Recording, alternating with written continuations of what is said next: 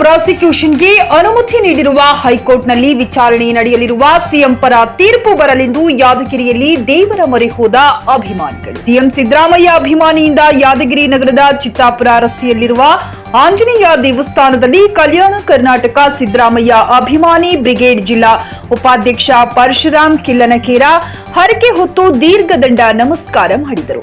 CM ಯಾವುದೇ ತಪ್ಪು ಮಾಡಿಲ್ಲ, ತೀರ್ಪು ಅವರ ಪರ ಬರುತ್ತೆ. ದೀರ್ಘದಂಡ ನಮಸ್ಕಾರ ಬಳಿಕ ದೇವರಿಗೆ ವಿಶೇಷ ಪೂಜೆ ಸಲ್ಲಿಕೆ. ಪರಶುರಾಮ್ಗೆ ಸಾಥ್ ನೀಡಿದ ಸಿದ್ದರಾಮಯ್ಯ ಅಭಿಮಾನಿಗಳು. Bureau report Mahesh R Bohi, news 24 Kannada, Yadgir.